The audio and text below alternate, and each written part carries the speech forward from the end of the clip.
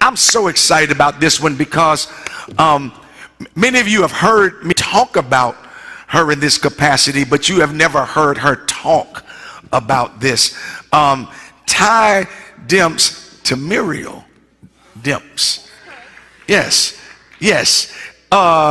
does such a wonderful job as our chief of staff, and she really is doing great things here at the church. Y'all clap even if you don't like when she tell you no on some stuff. But God has gifted her and educated her. Her education at the greatest school on the planet, Florida State University. And we got one of our football players back. That's not a good word right now, Florida State football, but we're still committed now. But just a season. I hope it's not a whole season. But Ty has her own agency, I'm one of her clients, as a matter of fact. And she is just phenomenal when it comes to branding, which is so important as a church, that every ministry resemble the overall Bethel experience. Your ministry should resemble that. How do you make that happen? That's what Ty is going to talk to us about, branding and how we brand our ministries to look like the Bethel experience. So come on, let's give Ty a great hand as she. Good morning. Good morning, everyone. I'm excited to be up here today. Thank you, Bishop, for the opportunity and the trust. I was going to mention the online system, but he covered it for me, so everything Bishop said. Thank you so much. So we can get right into our presentation. So I come bearing gifts this morning. There are actual gifts in all of these. So I need 5 volunteers. It's not a trick. It's really a gift in there. All right, we got one back here. Whatever's in your bag, y'all can't participate. Whatever's in your bag, you get to keep. Come on. Yep, you too, right there. All right, one right here, and Elder Z. That should be my 5, right? Right here. One here. Yep, back here. 1, 2, 3, 4, 5. Based on how it looks, I want you to pick a number. You can't touch it before you pick your number. I just want you to pick it based on how it looks, okay? And then I'll let you open it in front of everyone and you see what you got. So we'll start here. What number do you want? 3. You want 3? You want 1? 4? 5? 2. All right, so everyone, collect your gift and stand up here for it so everyone can see you. Pick your number and then stand up here. See, I come bearing gifts. See, y'all gonna want me to, come back because I come bearing gifts. All right, so you can go ahead and start opening your gifts, but please open them towards us so we can get your reactions. Yeah, we want to see. We want to see, and stand in your order if you can. Oh, you got to keep what you got. Nope, you got to keep what you got. Open your gifts. Okay.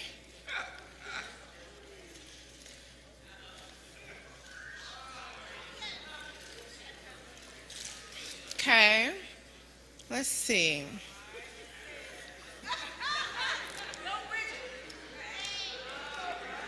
Oh. You tried to switch. Okay. All right. So let's start with number 1. Elder Z, yours was wrapped very nicely. It was pretty. And it was a nice card that said you are appreciated. Oh. Was there anything else in that box?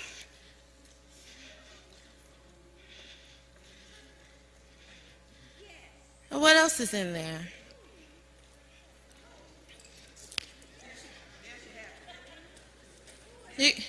You got a lot of coins. You got a pen and $2 in quarters. That's so nice. Everyone clap it up for number 1. That is awesome. That is awesome. But it was pretty, though. It was very nice, and it had a nice card. Okay, number one. Number two. Okay, so number two had a little rough time getting here. It was real crumbled. Had to put it back together with a little duct tape.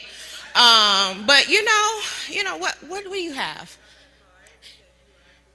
Okay, you got a nice card as well, and you got a $15 Starbucks card. Okay, do you drink Starbucks? Oh, so that works well for you. Okay, cool. Thank you. Number three, what? Oh, you had a nice box. That's nice. What's inside of it? Move the stuffing around. Anything there? Nothing else in there? No, ma'am. Oh, so you just look good, but you're full of. Okay, next. Number four. I didn't say anything. That's on y'all. Number four had a nice bag. It didn't look as good as 1 and 3, but it was still nice, right?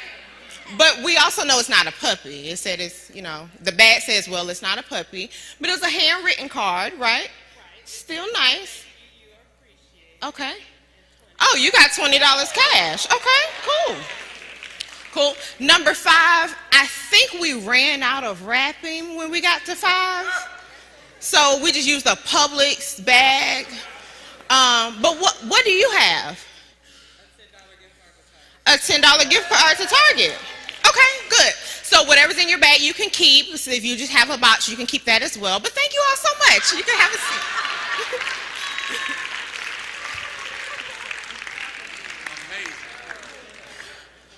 All right, so if we had to rank those in order of their value, in order of what was in the package, you have 4, 2, 5, 1, and 3. Number 4 had $20 cash in it. 2 had a $15 gift card in it, and it went to someone who actually drinks coffee, which I'm going to get on that later. Number 5 was a $10 Target gift card. 1, $2 in quarters and a pen. 3 was just there. But in order of the presentation, 1 and 3 had it down. Yeah. They were ready to sit under a Christmas tree. Right. 1 and 3. But then 4 was kind of in the middle. It looked nice, but it was just, it was okay. It looked like maybe it was thrown together at the last minute. You know how you forget an event you have to go to, so you just grab a gift bag so you don't have to wrap it. Grab a gift bag, throw some paper in it, and okay, I'm going to take that with me. But it still gets you through. But then number 5 was no effort at all because it was just a grocery bag. Right. Okay, but that's how we get deceived by how something looks. So the reason I start with there is because so many times people get confused on what branding means. They think branding is just how good something looks. If I got a good logo, I got a good flyer. Wow. That, I'm good. I'm branded. Ty, I got it together. And then when I start asking more questions, they're like, but wait. But this looks good, right? But that's not your full brand. Okay, so the definition of branding, it's a little long, but I put the most important part on the screen. Branding is not just about how something looks. It's the process involved in creating a unique name and image for a product in the consumer's mind, mainly through advertising campaigns with a consistent theme. Branding aims to establish a significant and differentiated presence in the market that attracts and retains loyal customers, okay? And also, you can download this presentation either while I'm speaking or afterwards at elevated.com/ministry. So, it's more than just about how something looks. What makes you different? Even though it looks good, what happens once I get in the door? The blue box was really nice, but it had nothing in there. Wow. Nothing. I'm sorry, Miss. Like, it had nothing in there, but it looked really, really nice. And, not at our church, but have you ever been to a church event and you walked in the door and you knew it was going to be great because they advertised well and everyone hyped it up, and you got there and said, I wasted my time, my gas, and my outfit on this? No. No. So we want to make sure that through our brands, everything is consistent from the moment we are planning to the advertisement of it, to the experience, and to the follow-up. Follow-up, yeah, we'll talk about that too, okay? So how do I create and grow my brand? We're going to take it back to something that we all know, something real elementary, 6 steps, the who, what, when, where, and why, okay? So first we have the who. You have to define who you are trying to reach. Clearly define it. So not just a general, like for, if you're working with women, it's not just a general, anyone that's over 19, you have to figure out specifically what are issues that are important to women, what are issues that are important to young adults. Because clearly defining who you're talking to helps you figure out, okay, what are things that are important to them. Get very specific as you can. Because that's going to help you dig deeper with connecting with your audience. What are their challenges or concerns? What are their worries? And in order to effectively communicate with them, you have to be connected to their issues. Not just the leader, but the entire team has to have that mindset.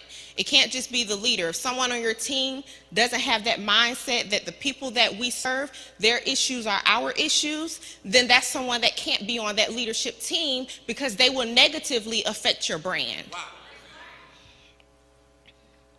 The things you are presenting must fit the needs of the people you are connecting to.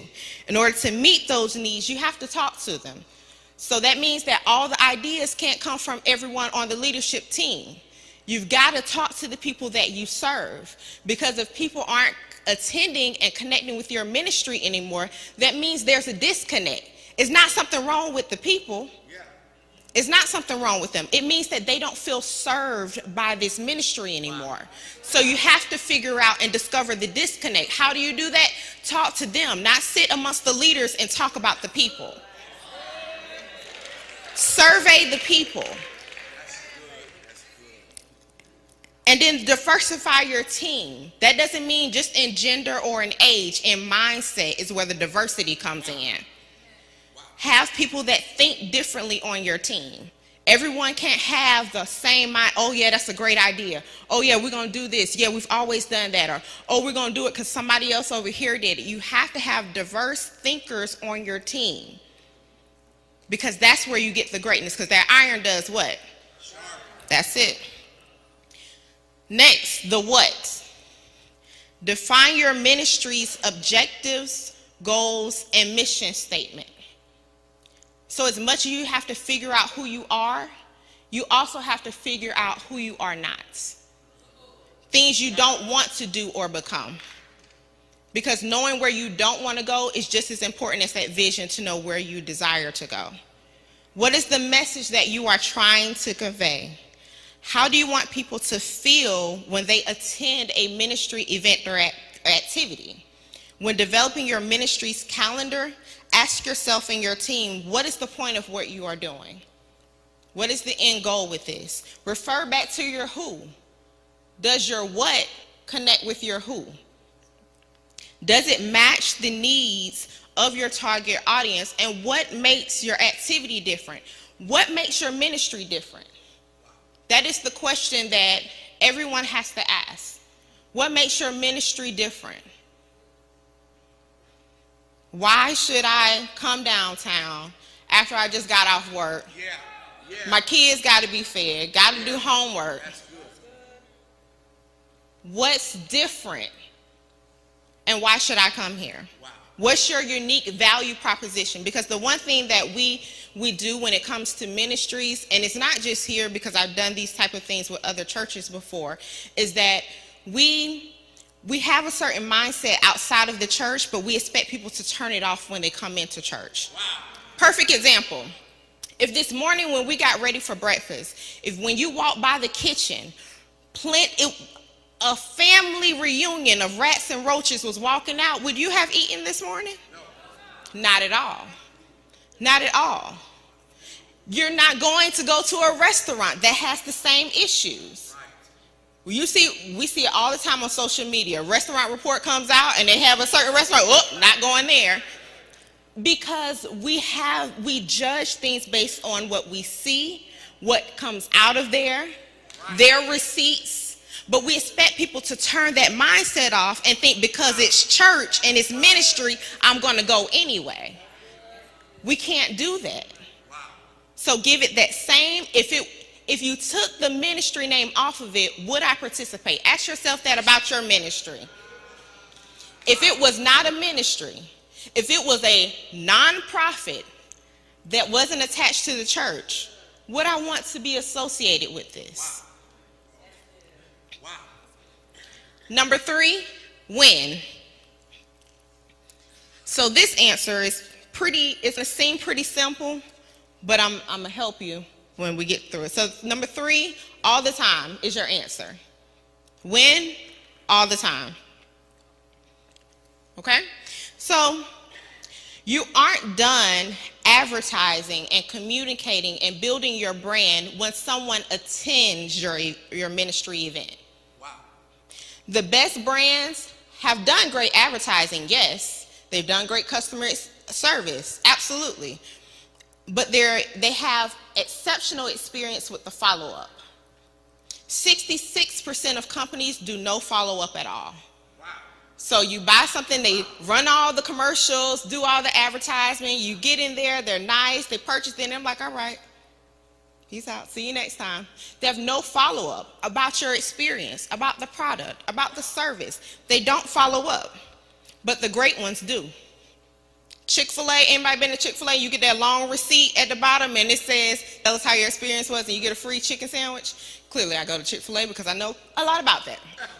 Apple does it. If you call Apple, you purchase something from Apple, you call Apple for assistance, they're going to follow up with you. They want to know how your customer experience was. Now the bad companies, I haven't been to McDonald's in years, but I have never known that McDonald's is going to be like, so how did it go? Your ice cream machine was broken, McDonald's. They're probably going to say, we know. You know, there are ones that clearly don't care about the experience, but those that do, they always want to know. And they're not just about advertising and selling.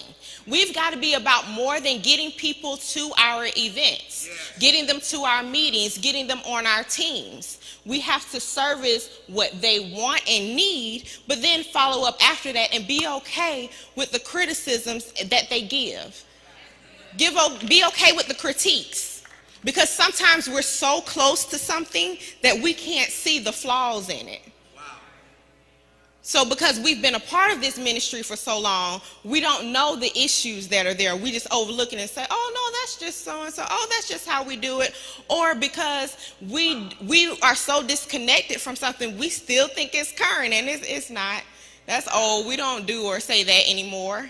You know, that's why we're not coming. We don't like that. That's not going to work for us. But because we're not asking for that feedback, we don't get that opportunity to grow, to get more people in. So one thing I want to challenge all of us to do is create a communication schedule. So when you're making your ministry calendar, also make a communication schedule. So a communication schedule from the ministry leader to your other leaders, and then also a schedule that includes communications from the leadership team to everyone else that is part of the ministry. Schedule those things. And the communications are not just one-sided. It's not just, this activity is coming up, we need you here, or make sure you're here for this special service. It's not just about that. Get information about your team members so that way when you know when a birthday is and you can wish them a happy birthday. Send the ministry Merry Christmas. Make sure at least 25% of that communication schedule has nothing to do with ministry activity. And it's about connecting. Because people want to engage, but they have to know you care first. So engage with them without asking for a favor. Want nothing back when you reach out. Make that at least 25% in your communications calendar. Has nothing to do with where they need to be, what they have to do. It is simply about, hey, just checking on you. Hey, so for men's ministry, Super Bowl coming up, hey, just want to reach out. So who y'all think is going to win the game? It's very simple, but just taking a simple poll, engaging.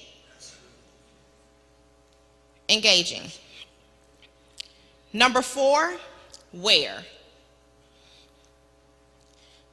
So you have to diversify your communication strategy.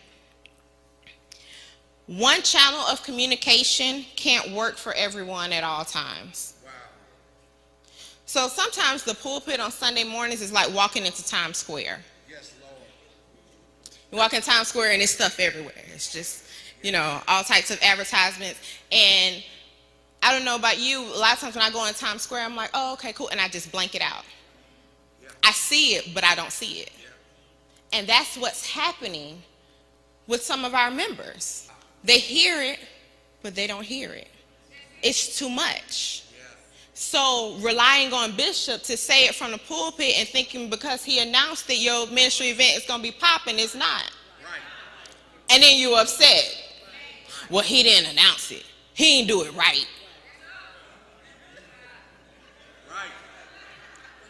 So it's Bishop's fault that your ministry that you planned and built a strategy for, and his one announcement made it fall? No. We've got to diversify our strategies. Yes. So while that is a great way of advertising, it can't be the only way. And I'm using advertising on purpose because that's what we do in the church. Yes. Okay, so I forgot to do this beforehand, but I usually open up by talking about the Great Commission and how marketing is just a way of utilizing that and doing that. So I hope no one's offended by me using advertising because that's what we do. And if you are, I challenge you, if you're offended by the word advertising, don't send Tiffany another email for an announcement so you don't advertise. Because it's advertising. Okay. All right. So we'll get back on track. So in Bethel, we have several ways of utilizing and communicating with our people, but we've also got to think outside of the main ways. Okay, so yes, we have announcements from the pulpit, we have social media, we have texting. But that's not the only way that you can communicate with your people.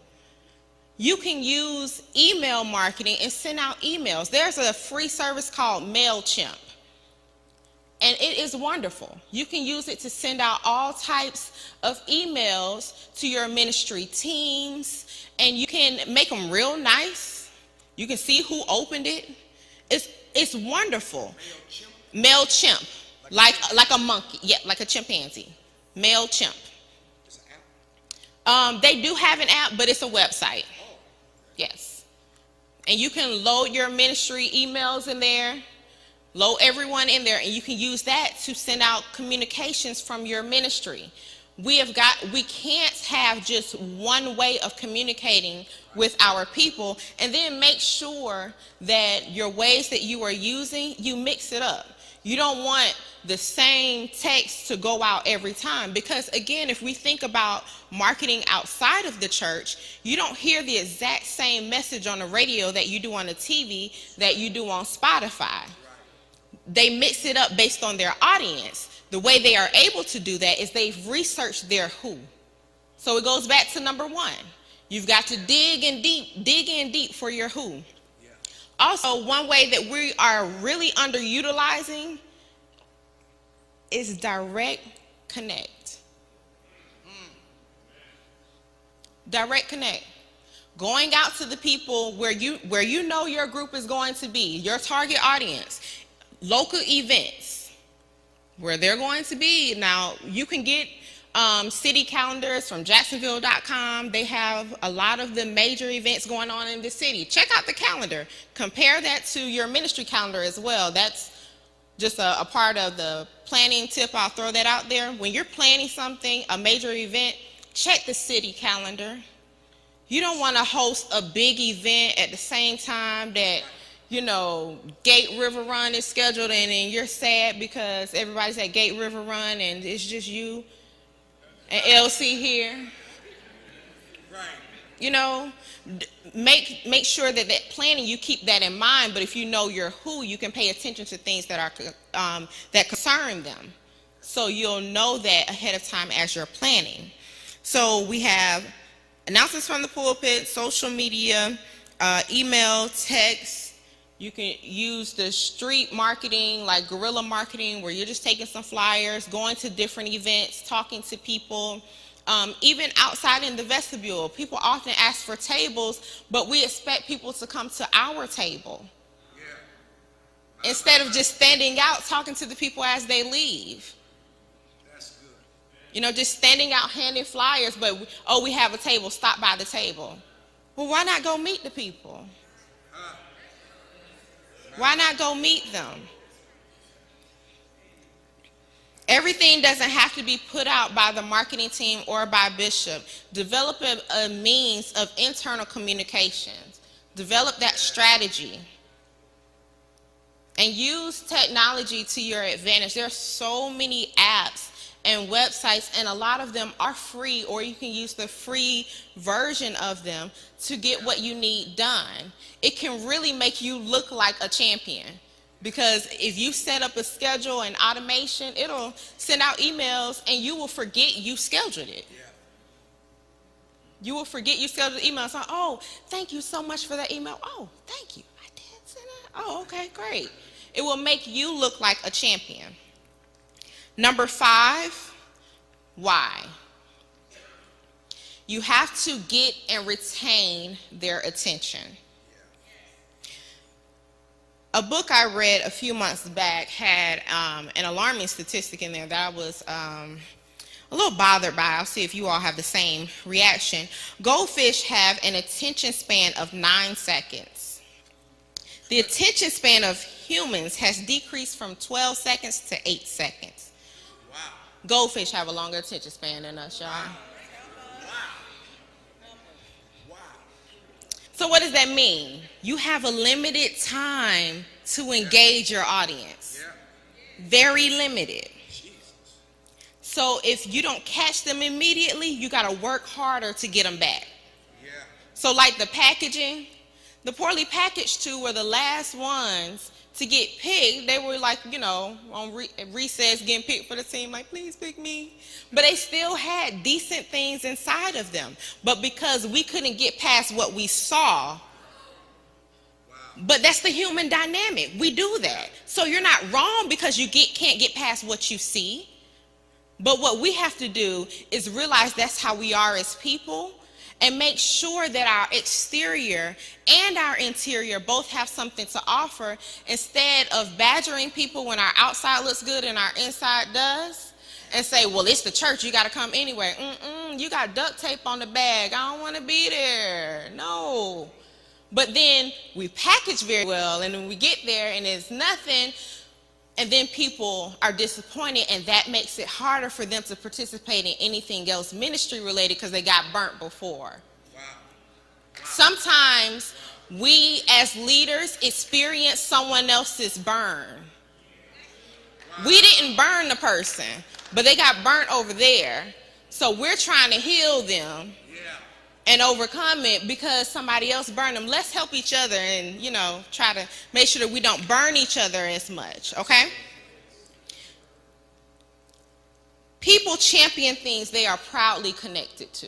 That's good. You don't have to work to get people to be your champions. The Team Apple, Team Android thing, they didn't ask for that to come up. Neither company asked for Apple users to go as hard as they do. But they asked for it when they presented great packaging, a great product, great service, great follow-up. That's where the ask was. They never said, hey, go try to convert everybody you know to be an Apple user so that way you can be petty and say, I want my text to be blue and not green. They didn't ask for that. but they asked for it in what they presented. We've got to stop directly asking for it, but making sure we present something that gives the ask for us. And the last one, number 6, how? Define and tell your story. Not just how you began or who you are, but tell your full story. And again, on Apple, because they're a great example of this, they don't just release new products haphazardly. They do it by telling a story. Every September, they do this big conference, and they go through the lifeline of Apple, transition of their products. It's purposeful.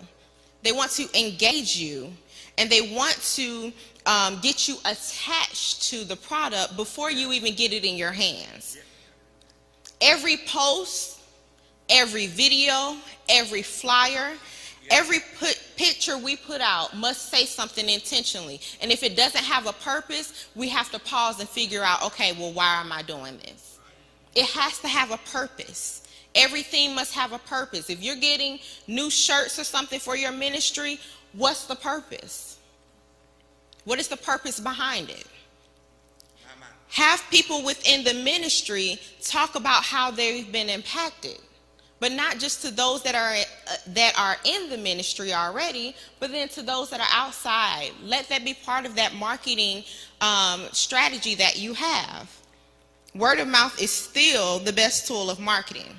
Being flashy and having nice graphics alone doesn't cut it. Identify takeaways for every activity or event. What's the takeaway? Not we do this because we do it every year. We do this because we do it every quarter. It's our annual, our semi. What's your takeaway? And they should be clear. People should leave with this, not just a blue box. Nice, clean, and empty. Wow. And be willing to adapt. Bishop talked about this earlier. Blockbuster is out of business today because they passed on the chance to buy Netflix in 2000. They didn't see the vision. They didn't see the transition because Blockbuster's like, we're Blockbuster. We'll be good. Yeah. They had the chance to buy them in 2000. The CEO said, no thanks. Right. Instead of transitioning, they eliminating themselves. Be willing to adapt. And then lastly, be true to who you are, not a Xerox machine. Just because it worked for someone else doesn't mean it will work for your team or your ministry.